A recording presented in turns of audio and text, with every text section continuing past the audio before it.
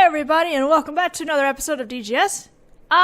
So I'm gonna make a quick little apology for how short the last video was, because I have a timer that's I usually set up to let me know when I'm getting close to the 30-minute mark, and I guess I must have set the timer wrong or something, because it told me I already reached 30 minutes, but when I looked at the footage later on, it was only 16 minutes long, and I don't know what happened to those 15 minutes. So, to make up for that, I'm going to post this one up along with the previous video as well, to make up for the short video, that particular thing, and I feel bad having to only release 15 minutes of a video for this particular day. So, free video, guys! Anyway, we are about to listen to the jurors' assertions about why they said Soseki was guilty in this second final appeal.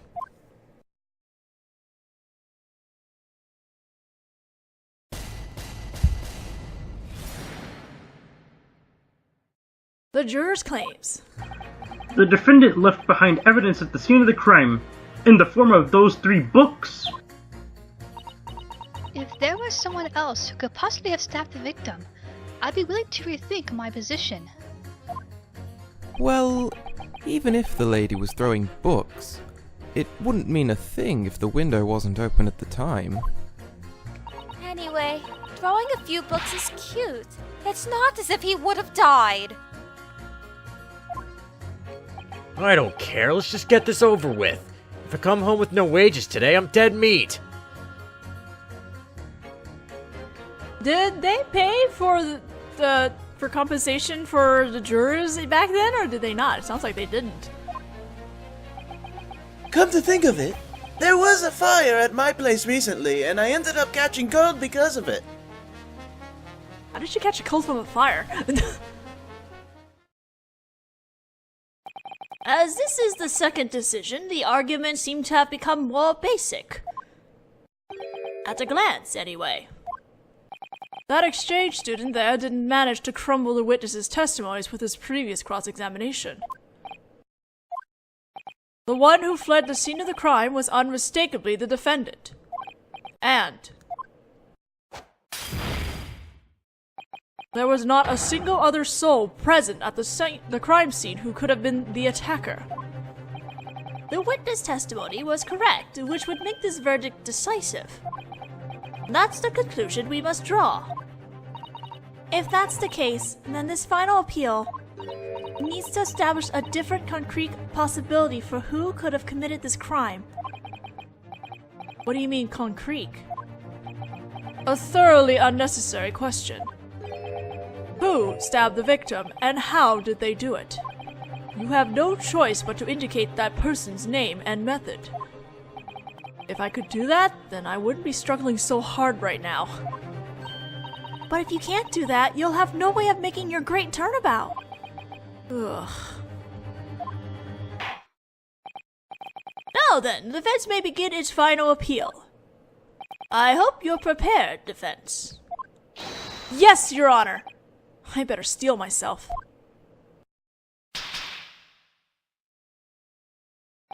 The one who holds the key to this final appeal can only be juror number 4, Mrs. Garrett.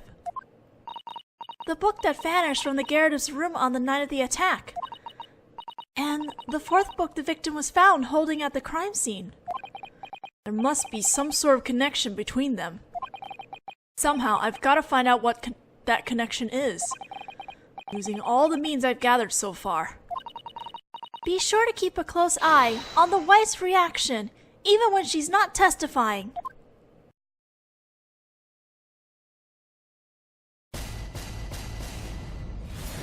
The defense's rebuttal. Oh, it looks like we're skipping a lot of people's statements here. We're going straight to juror number 3.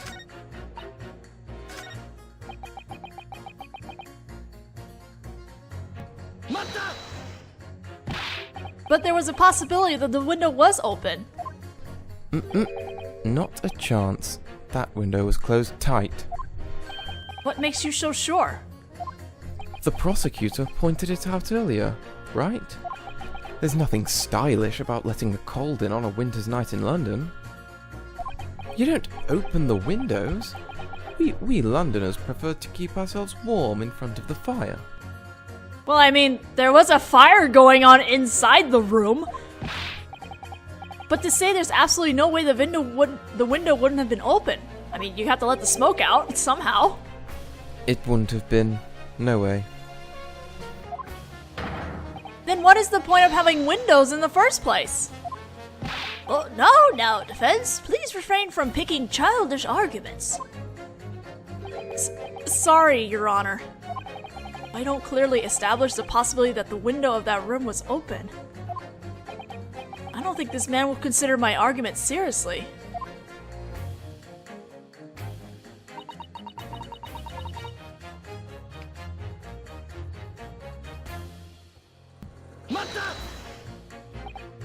But those few books you threw were on fire, were they not? I suppose so. With my love, which burns like a fire. I'm pretty sure those weren't flames of love, though. I think it's the one who would betray such burning love that's really at fault. Don't you agree?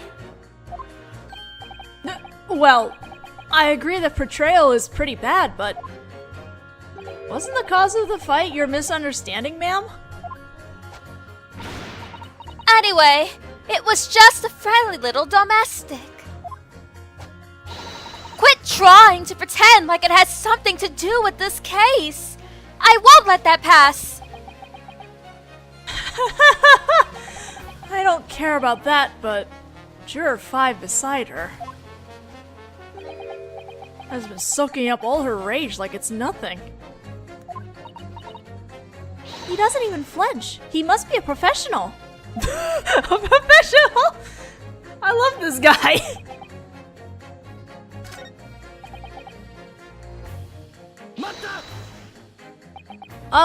Does that have anything to do with your decision?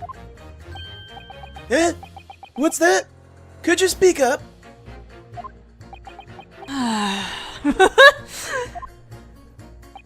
By the way, when you say fire... Last winter, my grandchildren baked me a cake for my birthday. They crammed all 75 candles onto it. It was quite a sight. That's a lot of candles. Candles on a cake? Is that some sort of curse? Don't be ridiculous. Obviously, it was a celebration. It seems that this is some sort of strange practice they have here in Britain. Anyway, I tried as hard as I could to blow those candles out, but they ended up being blown around the room. All the candles still lit. You might have blown a little too hard there, sir. The fire caught the furniture, and the room was full of smoke and flames. That sure sounds like a curse to me. Come to think of it, how did that end up causing you to catch cold? You see, in an attempt to put out the fire, my grandchildren doused me with water. And because the room was full of smoke, we opened all the windows to let the smoke out. The windows? And that caused a deathly cold London night wind to rush in and chill this old body of mine to the bone. I ended up in the hospital for a while.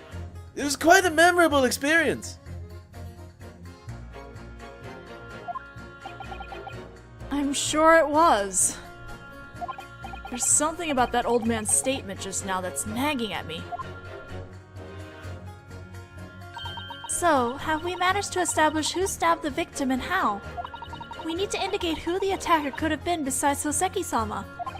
But they're giving me some fantastically half-baked assertions again this time. Some of them are just convinced that their own opinion must be right. What if you were to clash a different possibility with such a person's opinion? A different possibility. So I can pit two statements against each other with even when there's no contradiction? Understood. If there's anything that stands out to me, I'll hit it hard and fast. That sounds perfect! We are gonna pit two people together. We're gonna put number 3 with number 6. The guy who said, oh, there's no reason you should open a window. Well, this guy certainly can tell us otherwise. There's a clear contradiction between these two claims. A contradiction, you say? What do you mean? Well, once again, I find myself being pointed at. Huh? What'd you say? Could you speak up?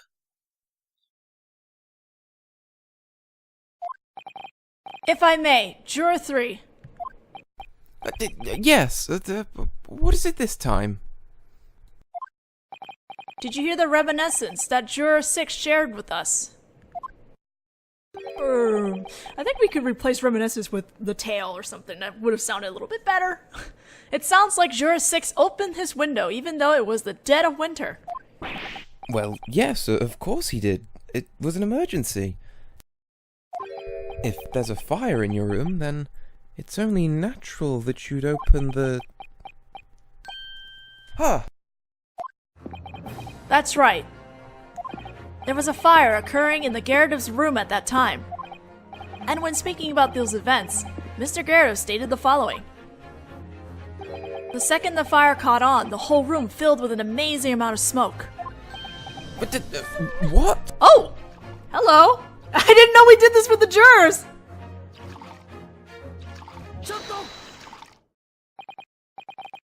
Is everything alright, Juror 4? Look at her go with that tea! Mrs. Gyarados! Ah! What do you think you're doing? Suddenly exposing someone's true identity like that? You might as well give up on that. More importantly, please, confirm this one thing for me.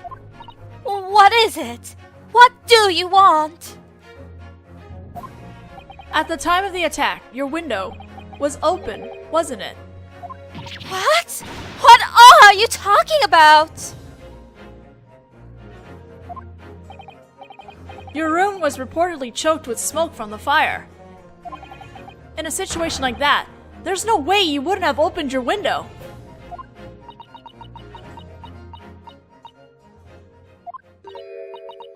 So what if it was? Alright, fine. I admit it. It's true. That man frantically opened the window. Well, I was too busy throwing books to care, though. Even though your room was burning? Think about it. If I don't throw things until I feel better, it's bad for my health, right? Right. I wonder about that. Anyway, we managed to make it clear that the window in the room had been opened. Let's have this added to our statement. I don't think I actually have the updated statement. Oh, I do. It's true that our window was open at the time. I'd completely forgotten about that. We're gonna get back to that later. We're gonna go back up to, first juror number 1.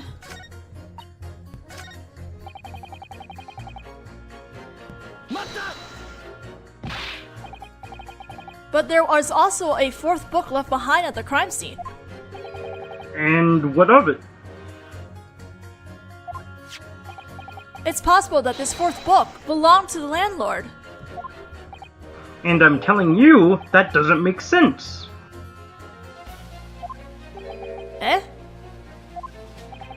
That landlord was in his own room at the time the incident occurred, was he not? I believe it was established that there was a fire in his room and was enjoying a highly confrontational domestic with his wife. I think we can assume that wasn't his intent. In any case, at the very least, we know that the couple wasn't present at the scene of the crime. Oh. I suppose this is what you call an alibi. The landlord had nothing to do with the attack, so all we're left with is that Japanese man. I believe we can say that there is no further need for debate. Crap. I have no comeback for that.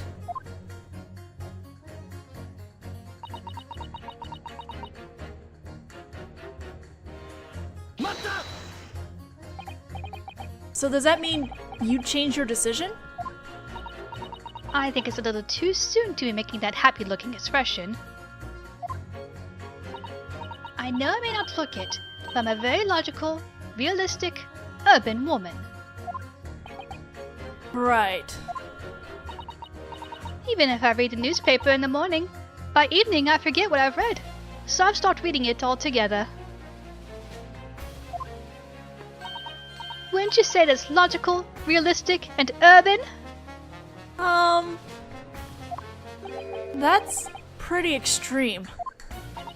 As far as I can see, there have been some awfully decisive eyewitness testimonies in this awfully suspicious Japanese man's trial. So even if there are a few little problems here or there, in the end, he's still awfully guilty. Wouldn't you say that's logical, realistic, and urban? It's extremely troubling is what it is. But I'm a pretty superficial modern girl, the type who pounces on the next new thing right away. So if you got an interesting new possibility to show me, I'm not opposed to rethinking my position. That's an awfully tall order. Let's do our best to meet this young urban lady's expectations. I suppose you're right. That expectant gaze of hers sure is heavy. Alright, now we're gonna head over to our juror number 4. The fourth book found at the crime scene was burned. And the title of the book was The Adventure of the Lion's Mane. It's not the same book your husband, Mr. Garrett, was reading. Was it? I wonder. Did you not throw it at your husband at the time? The Adventure of the Lion's Mane, which he'd been reading.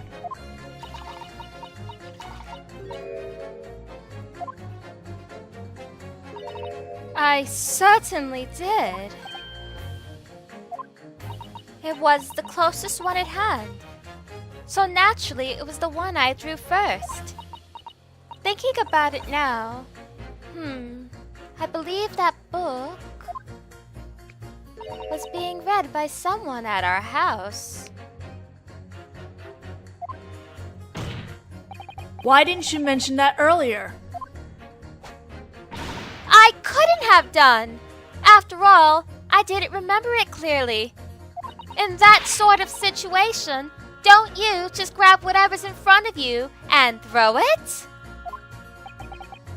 I wouldn't know. The title of the book is even less important than whether it was even a book to begin with. Juror 5? I'm sorry, the face he's making! Are you okay, my friend? Is everything alright, Juror 5? Oh. It suddenly came back to me. The memory I'd suppressed. Eh? Hearing that old lady's story just now brought it all back. What's this old lady business?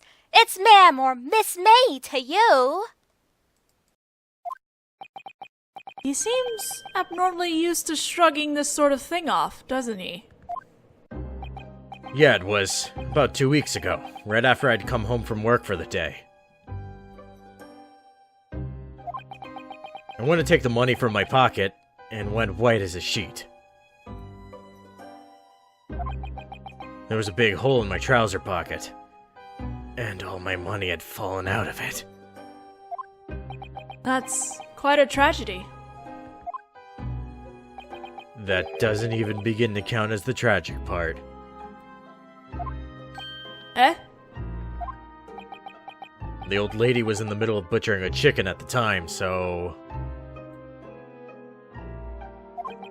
I said in a shaking voice, I dropped my money. Next thing I knew... a meat cleaver went whizzing by and embedded itself into the wall. an inch from my ear.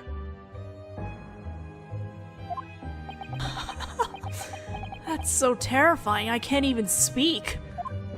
I must have reeked of filthy Thames water after what happened next. I might end up sinking into the mud in there tonight, was what I thought.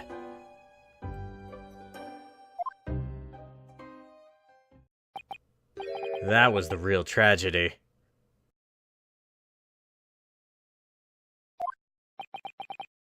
I understand now. So you see, my conclusion is this. When a woman gets mad, she'll throw anything she can get her hands on, whether it's a meat cleaver or an axe or a hatchet.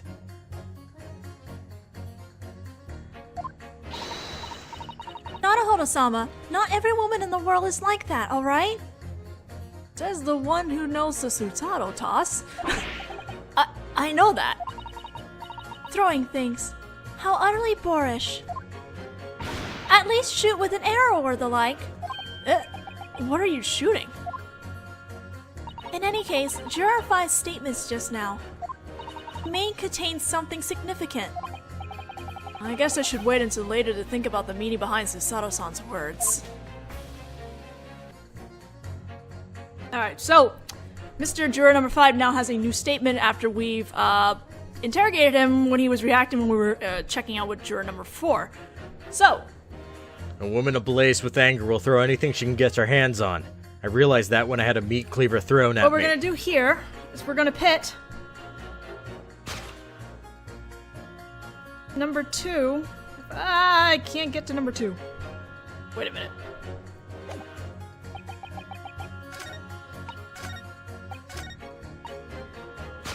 Number 2, thank you, and number 5. There's a reason why I have to do it in a certain order, because if I believe if I hit number 5 first, instead of number 2, he'll say something instead or something like that, and I do not have the dialogue for that one, so I'm gonna pit him this way.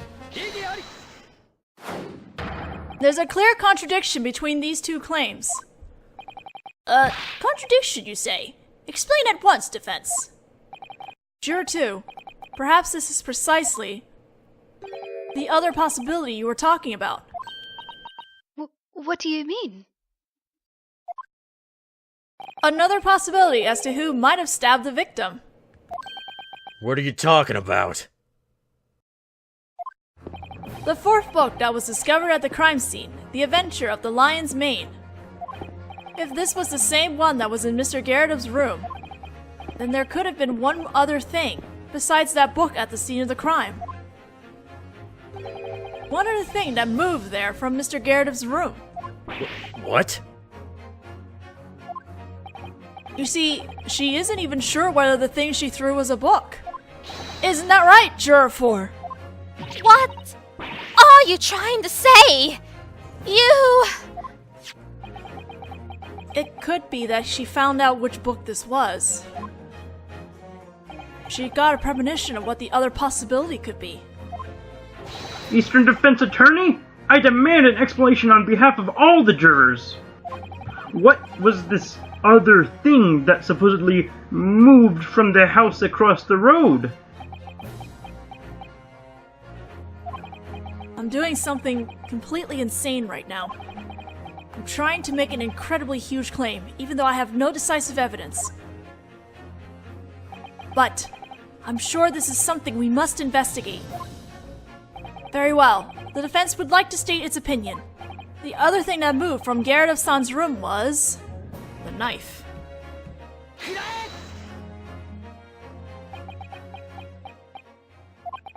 Juror 4, Mrs. Gyakuten. What do you want? I'd like to start by apologizing, because I truly am sorry. But I need you to confirm one thing for me. This knife. Have you perhaps seen it before? One moment, defense. Just what are you getting at? Isn't that the weapon used to stab the victim?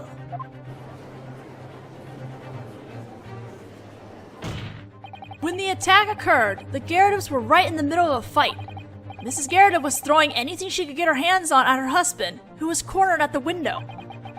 The room's window was open, and a book that flew out of it was discovered at the scene of the crime. Ridiculous! That book was discovered in the hands of the fallen victim! Are you trying to say that a book thrown from the window flew right into the victim's hand? Ha! Even my old lady doesn't have such spectacular aim. I admit, there are still many things about this case that we don't know. But that's exactly the point. We cannot end this trial here and now. Ho-ho!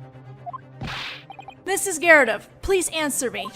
Have you ever seen this knife before?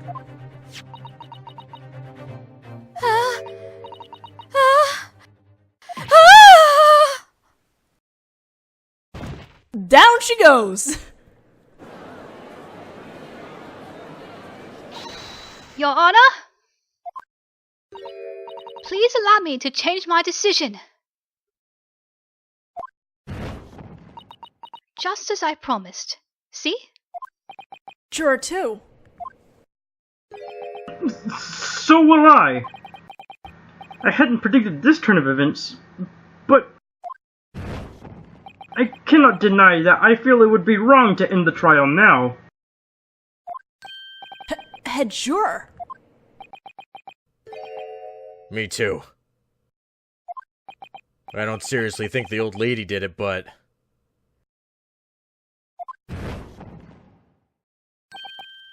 This doesn't sit quite right with me either.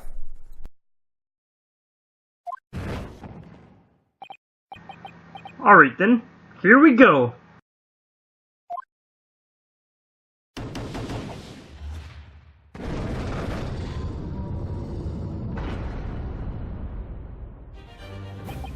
I did it!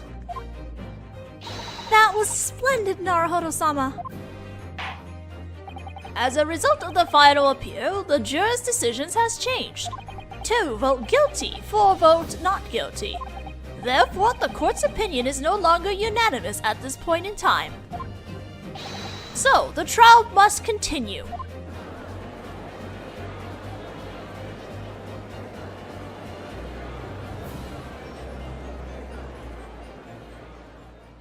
Whew.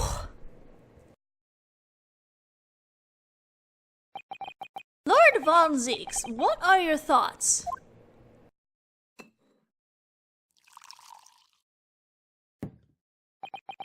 An astringent farce such as this one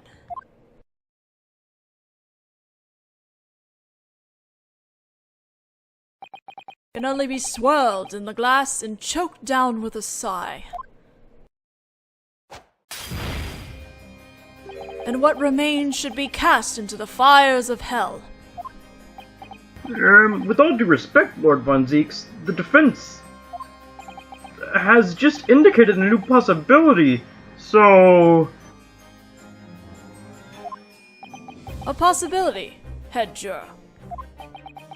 I have no words for this vulgar nonsense, but perhaps you should. Take one more look at the layout of the area surrounding the crime scene. The crime scene's layout? Now what? The place where the attack occurred in the victim's boarding house. I hope I don't need to spell this out, but...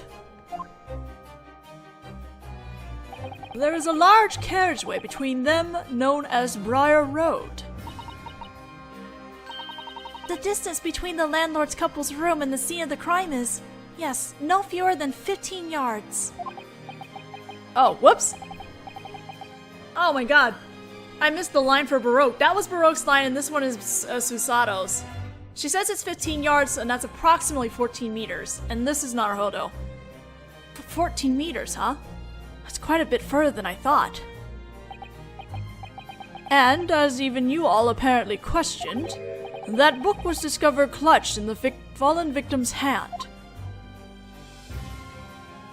For a burning book thrown by a woman mad with rage to fly a distance of 15 yards, then come to rest neatly in the hand of the victim who had collapsed on the walkway. Is that really the final conclusion you have to offer? Well, on top of that, moments later, as if bearing a personal grudge against the victim, the knife also flew over that wide street and embedded itself into the victim's back, you say. What a truly nightmarish tale. And it sounds like something out of a detective novel from some worthless entertainment rag.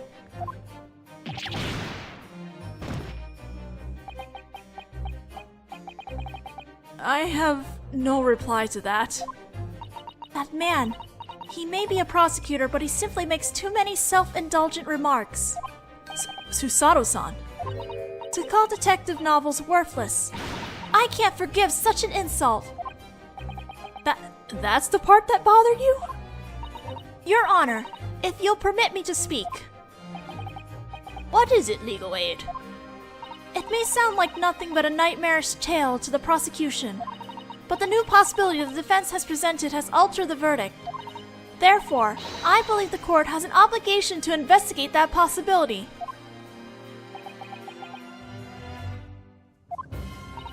And to that end, we need to cross-examine Juror 4, Joan Garrett-sama. What? Cross-examine a juror?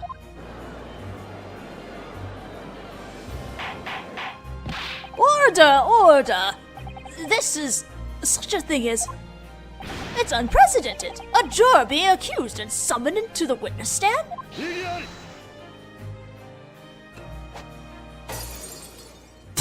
There goes the wine bottle! That won't be necessary. Lord von Zeeks. We are currently right in the middle of cross-examining a pair of witnesses who saw the attack occur. And if, when the attack took place, it happened as the defense has outrageously claimed, if indeed a burning book and the knife sailed through the air towards the scene of the crime, I'm sure they'll be able to tell us all about it. How about it, witnesses?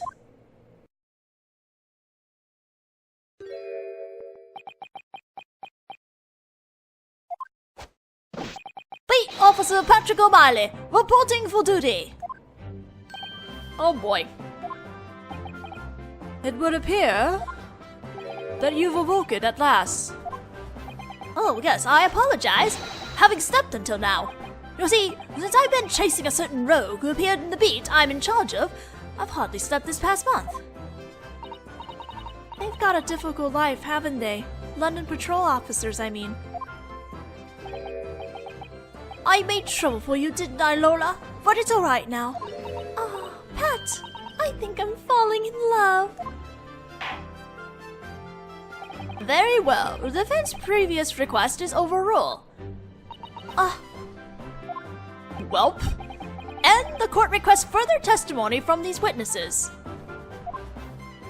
about the other possibility of the attack the defense just presented. Yes, sir! Oh boy. So I guess now we get to actually hear from Pat, and we'll do that in the next video. This should be a half hour this time, right? Right. So I'll see you guys then.